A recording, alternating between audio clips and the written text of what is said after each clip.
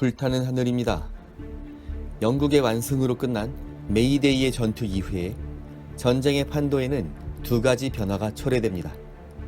첫 번째는 아르헨티나 수뇌부가 5월 1일의 전투를 영국군의 본격적인 상륙작전이 임박한 징후로 판단하고 할 수 있는 모든 반격 수단을 사용하기로 했는데, 이 반격 작전의 일환으로 아르헨티나 해군을 출동시키기로 한 것이었죠.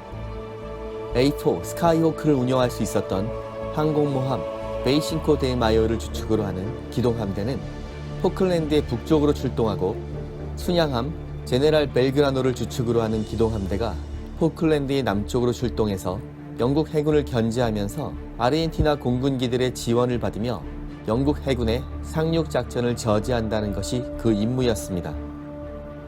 이제 아르헨티나 해군까지 가세하면서 전쟁은 더욱 본격화하게 된 것인데, 사실 영국군의 입장에서는 언제 튀어나올지 모르는 위협 요인 중 하나였던 아르헨티나 해군을 조기에 바다로 끌어내는 것이 유리했기 때문에 예상외로 일이 잘 풀리는 셈이었던 것이죠. 두 번째 변화는 항공전의 양상이 영국에게 유리한 쪽으로 바뀌게 된 것입니다. 이것은 바로 발칸 폭격기에 의한 블랙벅 작전으로 인해서 초래된 변화였습니다. 전혀 예상하지 못했던 영국 공군의 블랙벅 작전으로 아르헨티나 공군사령부는 크게 당황하게 됩니다. 이 발칸 폭격기가 언제 또다시 폭격행에 나설지 모르는 상황이었고, 또한 다음에는 어디를 목표로 할지도 불분명했던 것이죠. 주력 요격기였던 미라주-3 전투기들이 모두 포클랜드로 출격하기 위해서 남부의 공군기지로 이동한 상태였기 때문에, 만약 발칸 폭격기가 수도인 부에노스아이레스 근처의 주요 군사시설이나 북쪽의 아르헨티나 비행장 또는 군사항구 등을 목표로 폭격을 감행한다면 완전히 무방비 상태로 당할 수밖에는 없을 것이라는 것이 큰 불안감을 유발하게 됩니다. 이렇게 되면서 메이데이의 공중전에서 2대가 손실돼서 이제 18대가 남아있었던 미라주-3 전투기들은 대부분 남부의 비행기지로부터 차출돼서 수도 근교의 공군기지로 이동하게 됩니다. 이후부터는 지속적인 초계 비행을 실시해서 발칸 폭격기의 본토 침투에 대비한다는 긴급한 결정을 내린 것이죠. 야간에 침투할 것으로 예상되는 발칸 폭격기를 요격하기 위해서는 공대공 레이더를 장비하고 있는 미라주-3가 꼭 필요했기 때문에 이런 결정이 내려진 것이죠. 그런데 이렇게 되면서 미라주-3 엄호하에 대거와 스카이호크가 영국 함대를 공격한다는 아르헨티나 항공작전의 기본적인 전술이 꼬이게 됩니다. 이제 아르헨티나 공격기들은 미라주-3의 엄호를 받을 수 없게 되었으며 결국 시 해리어의 위협에 직접적으로 노출돼 버리는 결과를 초래하게 된 것이죠. 물론 대거 전폭기는 어느 정도의 공대공 능력이 있었지만 중거리 탐색용 공대공 레이더가 없었기 때문에 순수하게 공대공 전투를 위한 목적으로 운용되긴 어려웠으며, 대부분의 대거 전폭기 조종사들은 그동안 공대지 공대함 훈련에 주력해왔고 공대공 전투에 대해서는 제대로 된 훈련을 받아본 적이 거의 없었던 것입니다. 이렇게 아르헨티나 공군기들 중에서 유일하게 시 해리어를 견제하면서 우군의 공격기를 엄호할 수 있었던 제공전투기 미라주-3가 남부전선에서 빠져나간다는 것은 아르헨티나 공격기 조종사들에게는 매우 불길한 예감이 들게 하는 것이었죠. 전후의 영국군의 기록을 보면 메이데이의 전투 이후 미라주-3의 출격이 확연히 감소했으며 실제로 5월 2일부터는 본격적인 공대공 전투는 한 번도 없었다고 하는데, 영국 측도 그것이 이런 이유 때문인 줄은 몰랐으며 단지 메이데이 전투에서 일방적으로 패배한 아르헨티나 전투기 조종사들이 겁을 먹고 시 해리어와의 교전을 피한 것 같다는 정도로만 판단했던 것으로 보입니다. 이런 내용은 전후 오랜 시간이 지나 공개된 아르헨티나군의 백서에서 알려지게 된 것으로서 결국 과감하게 결행됐던 블랙벅 작전은 아르헨티나군의 멘탈을 폭격한 셈이었으며 생각보다 훨씬 큰 변화를 초래해서 영국 기동함대에게 큰 도움을 주었던 것입니다.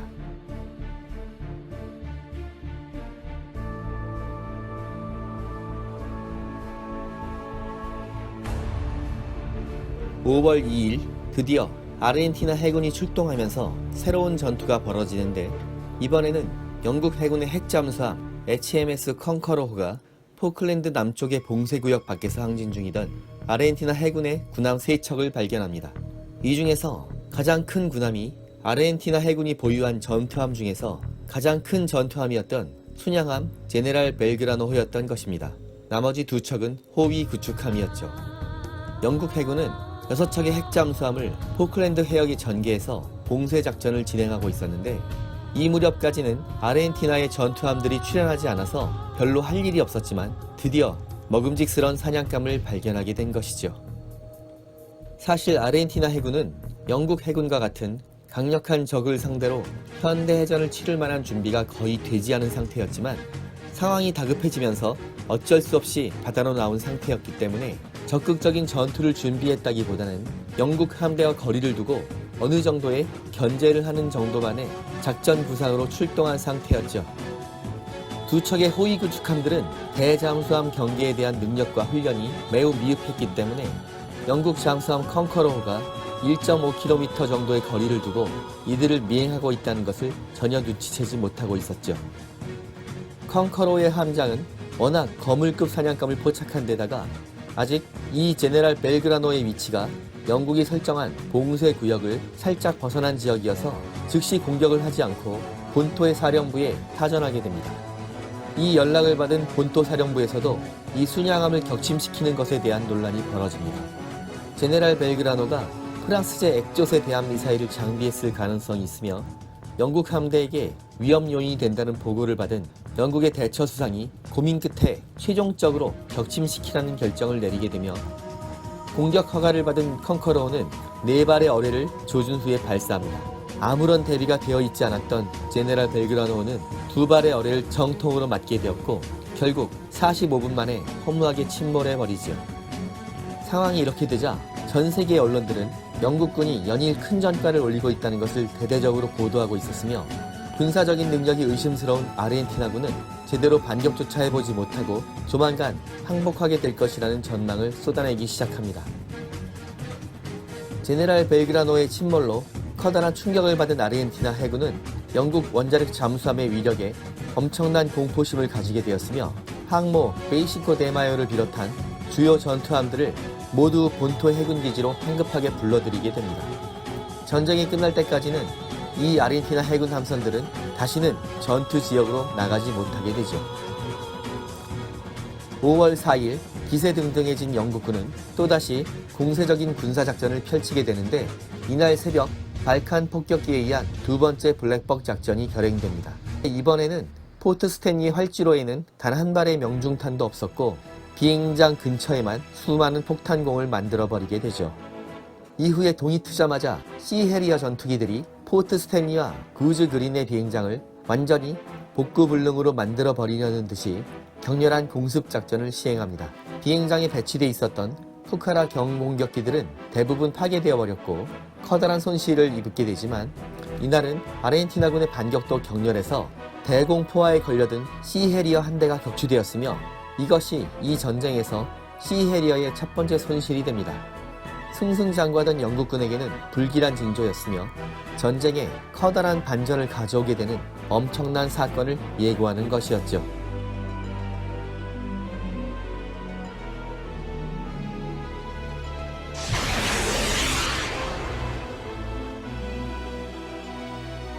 시해리어의 격렬한 공습이 끝나갈 무렵 산타페호와 제네랄 벨그라노호의 손실로 망신살이 뻗쳤던 아르헨티나 해군은 복수의 칼날을 갈며 아껴두고 있었던 프랑스제 대함 공격기 슈페르 에땅다르와 AM-39 액조세 대함 미사일이라는 비장의 카드를 꺼내들고 반격을 시도하게 됩니다.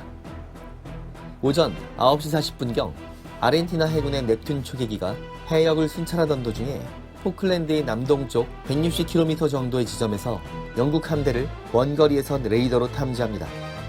적 함대 발견이라는 정보가 타전되자 아르헨티나 해군은 즉시 반격 작전을 시행하기로 했는데, 액조세 미사일로 무장한 2대의 슈페르 에땅다르를 긴급 발진시킵니다.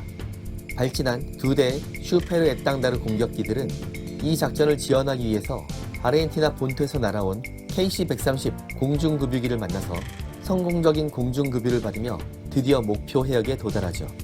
조종사들은 영국 함대의 레이더망 탐지 거리로 접근하자 레이더를 피하기 위해서 초저공 비행으로 영국 함대 발견 지점을 향해 계속 비행합니다. 당시에 영국 함대 외곽 방어망은 42형 구축함인 셰필드, 글래스고우, 코벤트리 등 세 척의 구축함이 장비한 시울프, 시다트 함대공 미사일 시스템으로 구성되어 있었는데 구축함의 레이더만으로는 아무래도 탐지거리 한계가 있었으며 더구나 저공으로 접근해오는 적기들의 탐지는 매우 어려웠죠. 이건 역시 정규 항공모함의 퇴역으로 인한 조기 경보기의 부재로 인한 것으로서 이 전쟁에서 영국 해군이 숨기고 싶어 했던 약점 중의 하나였습니다. 넵튠 초계기가 보고한 지점으로 접근하던 두 대의 슈페르 애땅다르기들은 목표 탐지를 위해서 160m 정도의 고도로 잠시 동안 상승한 후에 아게볼 레이더를 작동시키는데 이 첫 번째 탐지 시도에서 특별한 목표가 잡히지 않게 되자 역추적을 피하기 위해서 레이더를 꺼버리고 다시 저공으로 조금 더 비행하게 됩니다.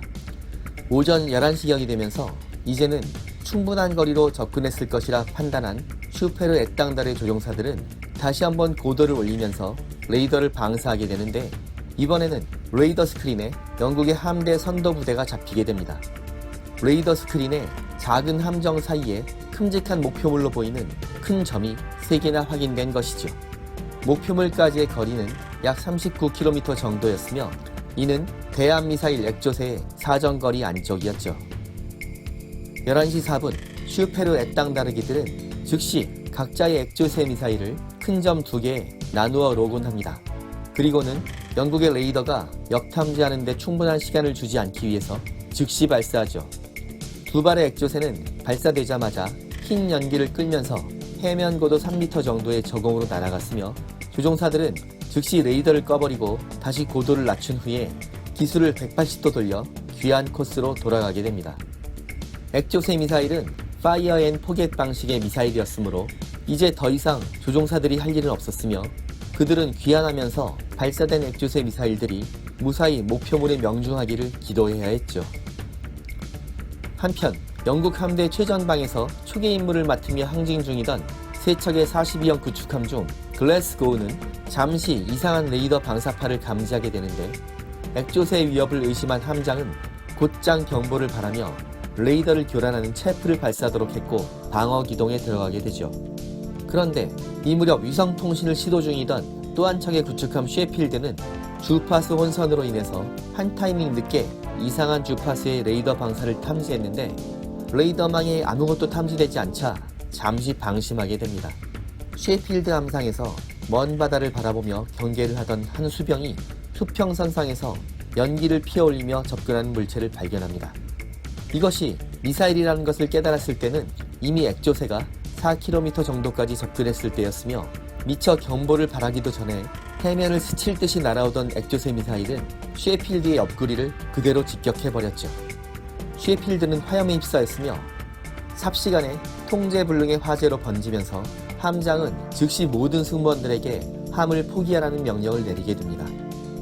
또 한 발의 액조세 미사일은 어떤 목표에도 도달하지 못하고 사라져버리게 되는데 훗날의 보고에 의하면 체프에 교란된 후에 연료가 소진돼서 자폭한 것으로 추정되었습니다. 명중된 지 몇 시간 만에 불길이 화약고로 번지면서 셰필드에는 2차 폭발이 있었지만 셰필드는 침몰하지 않고 버티고 있었으며 이 장면이 TV로 중계되면서 영국민들이 애타게 지켜보는 가운데 영국 해군은 어떻게 해서든지 셰필드의 불길을 잡고 예인선을 동원해서 영국 본토로 귀환시키려는 작전을 수행하게 됩니다. 그러나 이러한 노고에도 불구하고 피탄 후에 6일 동안 버티고 있었던 셰필드는 결국 5월 10일 대서양으로 침몰해버리게 됩니다. 슈페르 애땅다르가 발사한 액조세 미사일 한 발에 의해서 영국의 정예 구축함을 격침시켰다는 충격적인 소식이 전해지자 계속 자존심을 구기고 있었던 아르헨티나 해군 측은 뛸 듯이 기뻐했으며 반면 연일 승전보를 전하면서 전쟁을 조만간 끝내버리겠다고 호언장담하던 영국군은 큰 충격을 받게 됩니다. 이번에는 세계 언론도 5월 4일 아르헨티나의 대반격 작전을 대대적으로 보도했으며 당시 우리나라의 방송에서도 TV 뉴스 시간마다 수면을 가리며 날아가는 액조세 미사일의 자료 화면을 계속 내면서 관심을 보였었죠.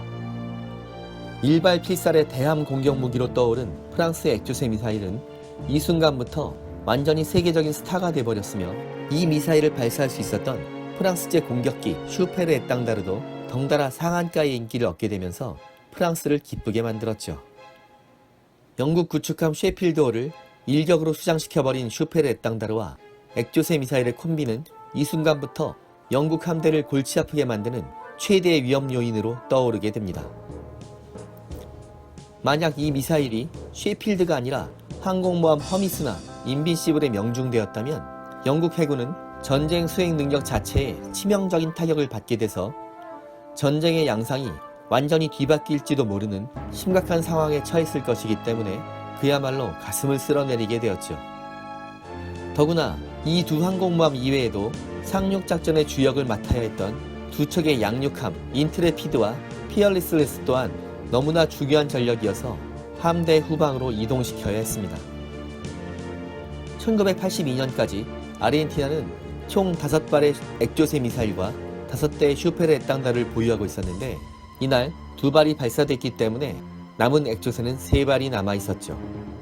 이런 정보를 몰랐던 영국 측은 다급하게 프랑스의 정보를 요청해서 관련 정보를 얻어야 했으며 현재 방어 시스템으로는 액조세를 완전히 막을 수 있는 효과적인 대응책이 없었기 때문에 참으로 난감한 상황이었습니다. 승승장구하던 영국 함대가 액조세 미사일이 유발한 폭풍에 강타당한 셈이었죠. 이제 영국 함대는 공세적인 작전을 과감하게 진행하기 어려워졌으며 전력을 재정비해야 했기 때문에 포클랜드 전쟁의 양상은 미궁 속으로 빠져들게 됩니다. 그러나 남반구의 고위도에 위치한 포클랜드에는 점점 겨울이 찾아오고 있었기 때문에 영국 해군에게 주어진 시간은 그렇게 많지 않았으며 결국 영국 기동부대도 빠르게 재정비를 마치고 다시 공격작전에 나서야 했죠. 반면 셰필드 격침으로 사기가 크게 오른 아르헨티나 공군과 해군의 조종사들이 영국의 상륙작전을 저지하기 위해서 맹렬하게 출격행에 나서게 되면서 영국이 상륙작전을 결행하기로 결정한 산카를로스만에서는 조만간 최대의 격전이 벌어지게 됩니다. 과연 아르헨티나 조종사들은 영국 기동부대의 상륙작전을 막아낼 수 있었을까요? 포클랜드 전쟁과 해리어의 이야기는 다음 회로 이어집니다. 여기는 밀리터리 항공의 잡학 채널 불타는 하늘입니다.